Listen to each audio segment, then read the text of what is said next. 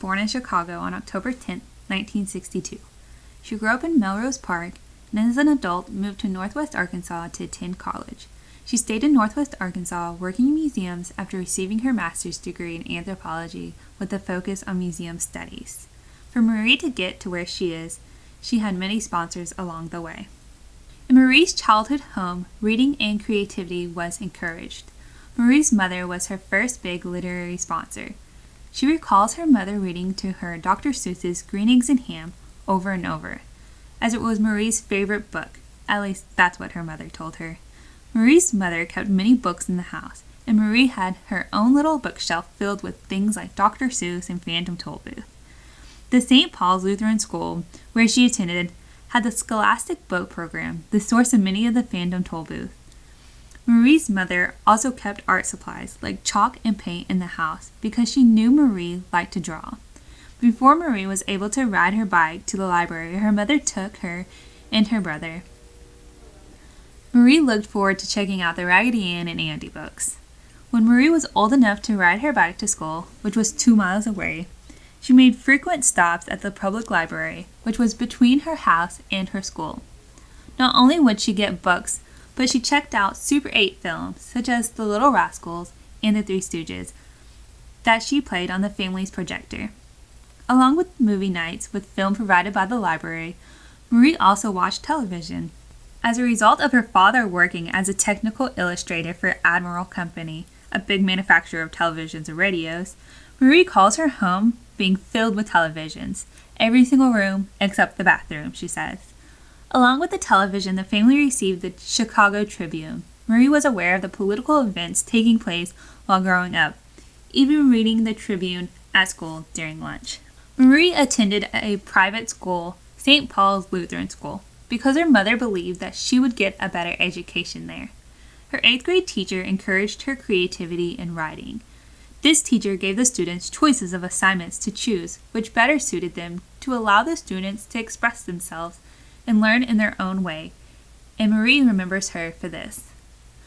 Not knowing a thing about Arkansas and wanting to go to college somewhere she could go camping and canoeing, Marie left Melrose Park and came to the University of Arkansas, where she discovered anthropology and learned about evolution, something she did not learn about in her Lutheran school. The university took on a role of expanding Marie's knowledge, and she found her passion. She worked at the school for the Arkansas Union, getting ready for banquets at the ballroom or catering special events. Along with taking classes required for her degree in anthropology, Marie also took art classes every semester for her own enjoyment and interest in art. After graduating with a bachelor's in art and anthropology, Marie went on to get her master's in anthropology with an emphasis on museum studies. While working on her master's, Marie worked as a collections assistant with the University Museum, which paid for her graduate school tuition and paid her a small stipend. After finishing school, Marie stayed in Northwest Arkansas, working as co-director at Rogers Historical Museum, then becoming a registrar.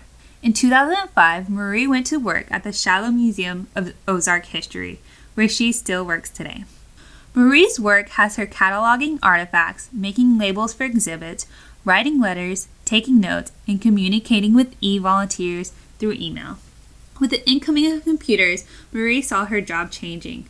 Marie found herself at her desk more, sending emails rather than speaking directly to her coworker, bosses, or volunteers. Marie uses a computer so much at work that at home she doesn't like to use technology. She believes in the slow life movement, only using her computer for limited things such as Googling for curiosity, and also watching a tin of television with her husband.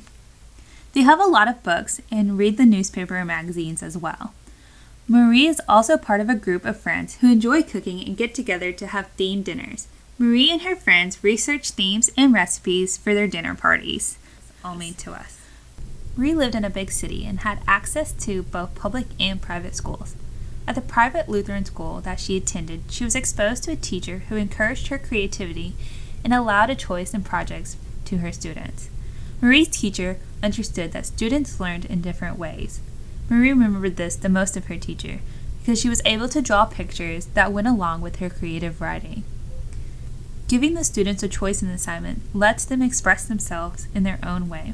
Attending the private Lutheran school, Marie wasn't introduced to any readings or science dealing with the theory of evolution.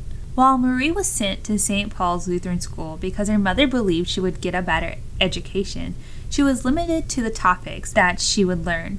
Her interest in anthropology was sparked when coming to the University of Arkansas and learning about evolution, something she was never exposed to at her secondary school.